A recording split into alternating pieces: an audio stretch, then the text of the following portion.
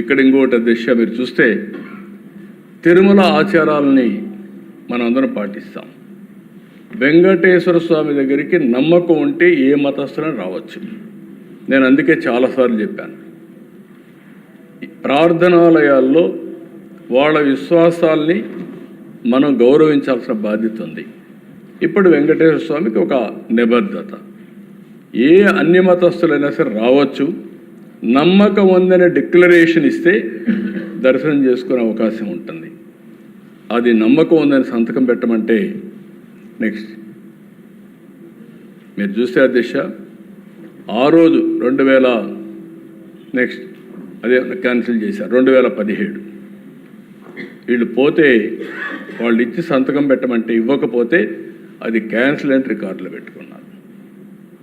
అంటే దౌర్జన్యంగా లోపలికి వెళ్ళడం, మనోభావాలు దెబ్బతినడం, అధికార దుర్వినియోగం చేయడం. అదే అధికారం లేకపోతే రాణిస్తారు దేశ రానియరు. అధికారంలో ఉన్నారు కాబట్టి, ఒక పార్టీ అధినేత కాబట్టి అక్కడ ఉండే ఆచారాలు ఏమైనా పర్వాలేదు నా ఇష్ట ప్రకారం చేస్తాననే అహంభావంతో పోవడం, దానిపైన ఇవన్నీ చేసే పరిస్థితికి వచ్చారు. నెక్స్ట్ అధ్యక్ష ఒకటే కాదు, ఇవి నేను చెప్పినట్టు కొన్ని విషయాలు టీటీడీలో జరిగాయి, తిరుమల తిరుపతి దేవస్థానంలో జరిగాయి.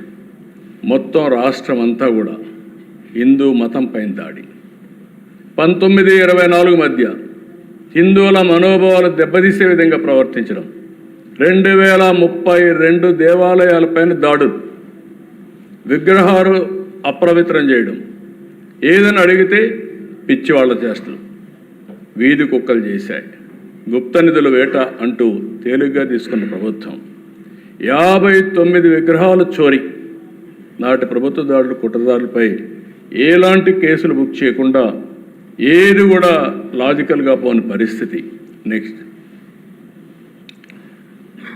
2020 సెప్టెంబర్ అంతర్వేది రథం దగ్ధం కావడం, తేనెటీగలు ఇచ్చేసాయని చెప్పి మాట్లాడడం, రామతీర్థం రాముడి విగ్రహం విధ్వంసం తలను తీసేయడం, పోయిన వాళ్ళపైన కేసులు అందరిపైన మా అందరిపైన కేసులు వేయడం, హిందూపూర్ అనంత పద్మనాభ స్వామి ఆలయంలో నంది విగ్రహం చోరీ కావడం, అక్టోబర్ 22, ఫిబ్రవరి 20 బిట్రగుంట వెంకటేశ్వర స్వామి రథం దగ్ధం కావడం, 2020 సెప్టెంబర్ బెజవాడ దుర్గమ్మ వెండి సింహాలు చోరీ చేయడం, విజయవాడ బస్టాండ్లో సీతాదేవి విగ్రహం 21 జనవరిలో ధ్వంసం చేయడం, జూన్ 23 పురుషోత్తపురం ఆలయంలో దోపిడీ జరగడం. ఇలాంటి 1-2 కాదు దిశ, ఇప్పుడు కూడా నాకు కొన్ని అనుమానాలు ఉన్నాయి దిశ. అక్కడక్కడ దాడులు చేస్తున్నారు, తప్పించుకుంటున్నారు. నేను ఒకటే ఈ హౌస్లో చెప్తున్నా, ఎవరైనా దేవాలయాల జోలికి వచ్చినా, ప్రార్థనాలయాల జోలికి వచ్చినా ఈ ప్రభుత్వం ఎట్టి పరిస్థితుల్లో ఉపేక్షించమని గట్టిగా వార్నింగ్ ఇస్తున్నా, డెమాన్స్ట్రేటివ్గా చేసి చూపిస్తామని చెప్పి కూడా నేను మీకు తెలియజేస్తున్నాను. నెక్స్ట్ ఇవన్నీ అధ్యక్ష నేను ఇక్కడ ఒక్క విషయం మీకు చెప్పాలి. ఇది ఏదో ఈ మధ్య కాలంలో జరిగింది అనేది కాదు అధ్యక్ష. రాజశేఖర రెడ్డి గారు ఉన్నప్పుడే ప్రారంభమైంది. రాజశేఖర రెడ్డి గారు ఉన్నప్పుడు అధ్యక్ష ఇది 7 కొండలు కాదు 2 కొండలని ఉత్తర్వులు ఇచ్చాడు. ఆ ఉత్తర్వు కూడా 338 జీవో ఇచ్చాడు. ఆ జీవో ఇచ్చినప్పుడు మేమందరం కూడా గట్టిగా ఫైట్ చేశాం, అసెంబ్లీలో ఫైట్ చేశాం. కడాన్ని నేను మొక్కున్నాను, మళ్ళీ ఇది సాధించి మీ మొక్కు తీర్చుకుంటాను, నడిచి వస్తానని చెప్పి వెంకటేశ్వర స్వామి మొక్కుని ఫైట్ చేస్తే 2 సంవత్సరాల అధ్యక్ష 16/2/2005 జీవో ఇష్యూ చేసింది. ఎవరు ఇష్యూ చేశారు అధ్యక్ష? శామ్యూల్ అధ్యక్ష ఆ రోజు ప్రిన్సిపల్ సెక్రటరీ పంచాయతీరాజ్. నేను ఎందుకు మళ్ళా ఈ మాట మాట్లాడుతున్నామంటే, ఒక్కొక్కసారి డెలిబరేట్గా ఏ విధంగా చేస్తారనేది ఎగ్జాంపుల్ ఇది.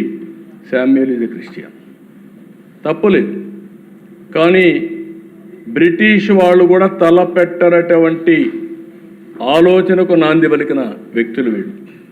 వాళ్ళ కమిట్మెంట్ ఉండొచ్చు, కానీ ఎప్పుడు కూడా మనం అందరం మాట్లాడితే దిశ ఏడుకొండలవాడ వెంకటరమణ గోవిందా గోవింద, ఇది స్లోగన్. ఏడుకొండలు ఆయన విన్నది మనందరి యొక్క మనోగతమే కాదు, అందరం కూడా అదే స్లోగన్ కింద వెళ్ళాం. అలాంటిది 2 కొండలు అని చెప్పి ఇచ్చి 2 ఏళ్ళు దేశం అంతా ఆందోళన జరిగితే మళ్ళా రివైజ్ చేసి ఇచ్చారు. ఇప్పుడు ఆ పార్టీ మాట్లాడుతున్నారు, వాళ్ళు రివైజ్ చేసి దివ్యక్షేత్రం చేస్తే నేను అపోజ్ చేశానంట. కలలో కూడా చేయలేను అధ్యక్ష, ఇమాజిన్ చేయలేను. ఆ విషయం గుర్తుపెట్టుకోవాలి. నేను ఇదే అసెంబ్లీలో చెప్పా, మీరు అనుకుంటున్నారు వెంకటేశ్వర స్వామి శక్తి లేదని. ఎవరైనా ఆయనకు అపచారం తలపెడితే నెక్స్ట్ జన్మ కాదు, ఈ జన్మలోనే మీరు పనిష్మెంట్ తీసుకుంటారనేది నా ప్రగాఢ విశ్వాసం. అది జరుగుతుందని చెప్పి కూడా నేను మీకు తెలియజేస్తాను. అలాంటి పవర్ఫుల్ డైటే అధ్యక్ష.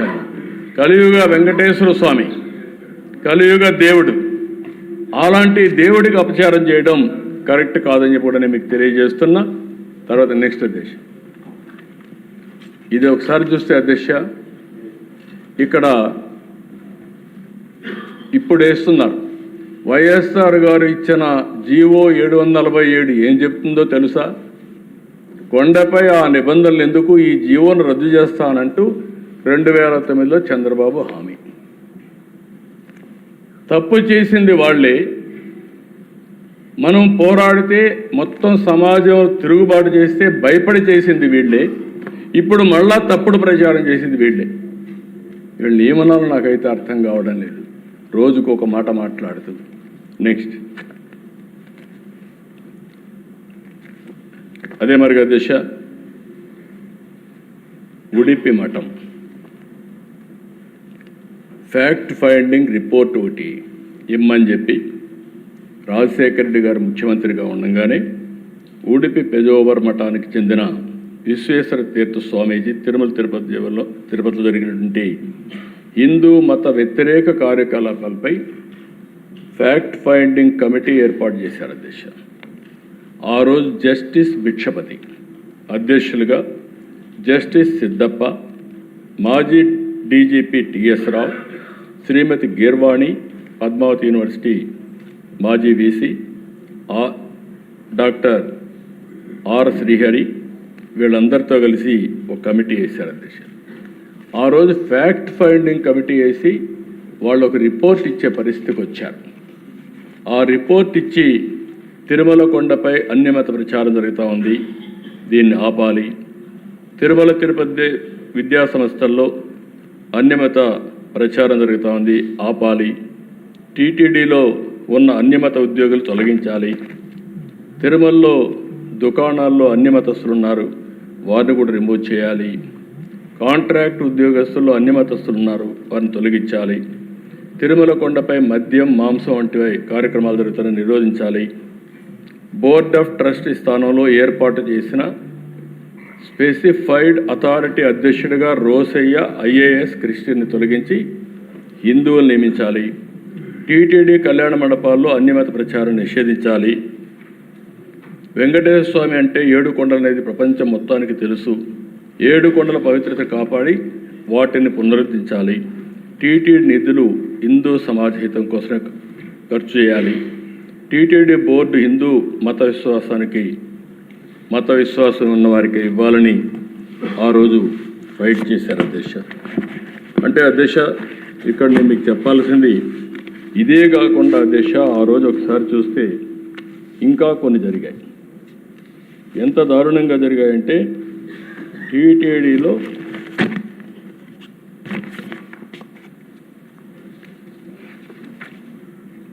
సాక్షాత్తు పద్మావతి యూనివర్సిటీకి ఒక క్రిస్టియన్ని ఆ రోజు నామినేట్ చేసే పరిస్థితికి వచ్చారు రాజశేఖర రెడ్డి గారు. మేమంతా గట్టిగా ఫైట్ చేశాం. కన్వర్షన్స్ని బలవంతంగా చేసే పరిస్థితి కూడా వస్తే దానిపైన కూడా ఫైట్ చేసే పరిస్థితికి వచ్చాం. ఇలాంటి 1-2 విషయాలు కదా దిశ, చాలా విషయాల్లో ఆ రోజు వైస్ ఛాన్సలర్స్ నామినేట్ చేయడం ఇలాంటివన్నీ కూడా చేశారు.